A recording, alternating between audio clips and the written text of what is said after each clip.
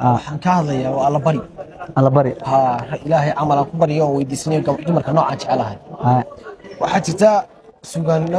sugaanyahano ka hadla dumarka markay ka hadlayaan iyo noocay rabaan inay dhahaan noocaa ma rabo ilaahu taasaan kaa maangal sidii ninkii odhan jiray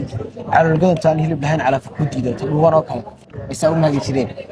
marka anigu waxaan isiri waxba dhaliil ha samayn laakiin taad rabto dhaqankeeda iyo dabeecaddeeda xuno baa abuu gabi ka hadlaya ayuu ka hadlay. noogu dhufo marka gabiga haddaan inoo gudagala wuxuu odhanayaa xarfaha gabay geeraarka culus gamaala'aantayda gaadadayda waxa jiifa waan laga gayoobayni gaashaan iyo hubbuu ii ahaa hore guyaashaye layskama hadlo gabaygu waa dhaqanka guunka guulahayga weyn baan baryaa guul haddaan rabo gubaabada nafteedaan wadaa ma aha goboodiiye balgarwaaqso caawo kalaan kaga gariirshaa dhalin yahay gubbaas baa dhaco dumarku waa gawdhe gucur iyo warkooda batoo gelinba waa cayne balgorfeeye gaaridan rabaan soo gelbinayaa allahayoo midaan ila garamin gocanna weedhayda midaan dee marba hadal igu soo celin allahayoo midaan ila garamin gocanna weedhayda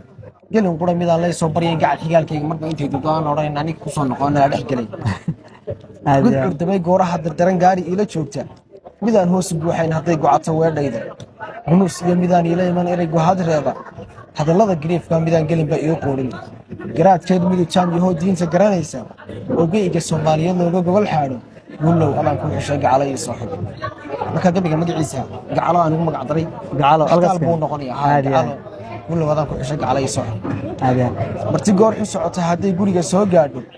oo aanan goortaa fadhiyin hoyga gudihiisa marwe gibisha soo xidhato oo ehel gargaaraysa oo aan garaadkeedu farin gurada sii jiibso adaan ku xushay gacalo iyo soo xub dumarka qaar baa gabadhu dawa inay ka adkaato xigaalkii haddaad ka maqantay xaafaddan oo ninka uu maqan yahay ay wax alla wixii u baahnaa xigaalku ay sii maarayso xerada u gasho neefka u qasho wax walba u samayso garaadaha habeenkii haddaan gooha kula ciiro oo aan gadood iyo afxumo gogasha soo laado marwe aani gaasrin kolkaan gooha yara daayo dubbay caadadeetay midaan gelin caloosheeda oo intay gaadoo midaan gawda iga saarin qaar baa ninkiiba dilaba marka midaan markay cadhooto hadhowta intay soo gaadno wax la dhicin oo intay gaadoo midaan gawda iga saarin guulow adaan ku xishay gacala ii soo garaaryihii carruurnimo midaan laga garaafaynin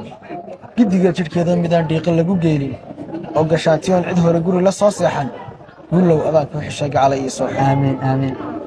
marwo gaangaambinaysa oo guriga ii joogta oo gogosha ii giijiso golaha ii xaadha gacalkayga muunaysa oo aniga ii gaara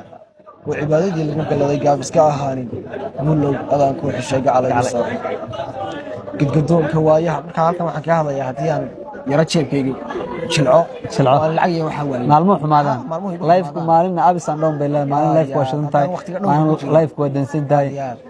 marka midaan afkeeda haysanayso oo ku samraysa wixii ilaahay keeno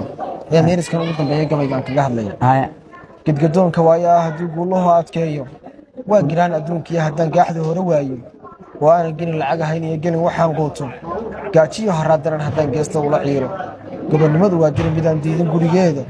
oo aan geedha dhaxamay hadba gabadh la yubnaanin